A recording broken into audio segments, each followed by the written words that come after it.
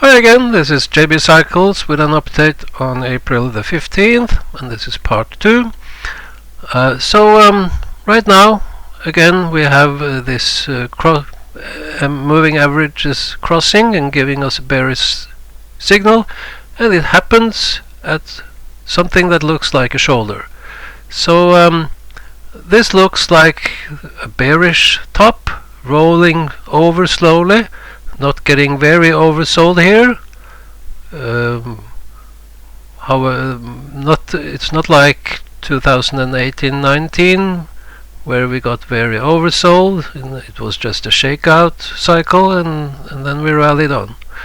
So let's have a look at how the market performs after such a bearish crossover. And today's situation in red and all the previous cases here, what do we see here? Well, anything can happen from this signal, but let's divide this in two categories. So this is the bearish cycle rolling slowly over, and here we see it's also a wide outcome here, but it's mostly trending down. The other group is the shakeout cycle, and we see we get the signal just where the cycle makes a low, and from there we just rally on. And we can make two averages of these two groups, showing that we have the one group making a low just at this bearish crossover and rallies, and the other one is trending down. But this way of aligning these cases is not optimal. This signal I'm using with 20 and 35 weekly moving averages is just arbitrary, random chosen. It's not optimized in any way, and sometimes we get the signal just ahead of the shoulder and sometimes just after the shoulder. So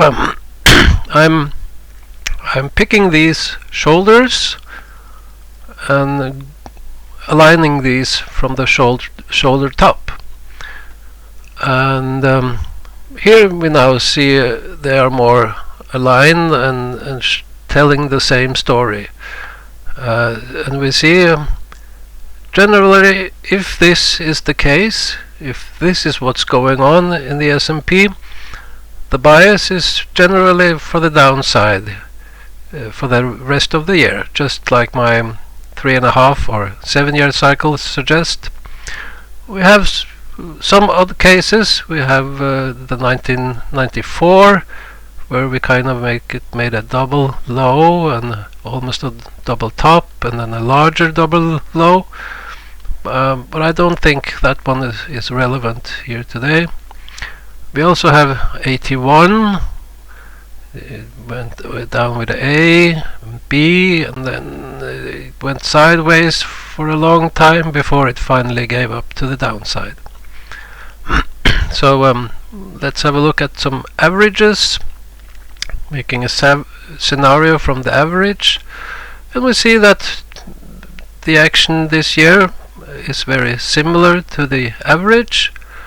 This call it maybe Ukraine panic low. It was not really any panic. It was very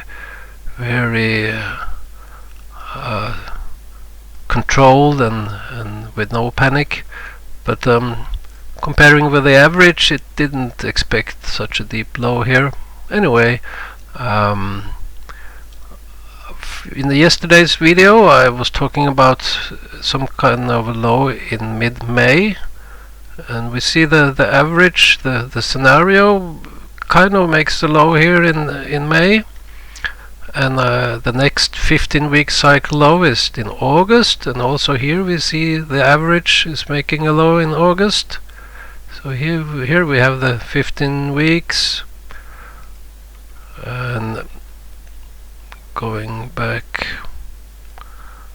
well, if we look from the top from the average top to the shoulder. That's about 15 weeks. Now from my cycle work, actually I was positioning the 15-week cycle low here. So we have a very odd cycle,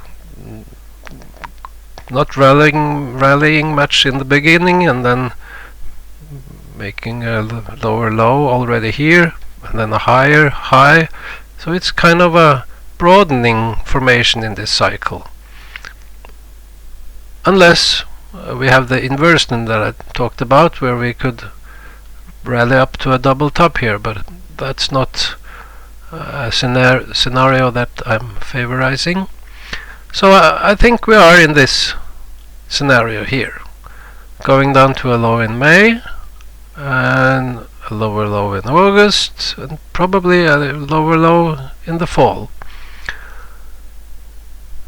Yeah, that's my outlook, and we'll see about the 1 month cycle being a bit bullish in the coming week. Could that produce any upside here, or will we just continue down like the scenario tells us? Okay, see you in the next one.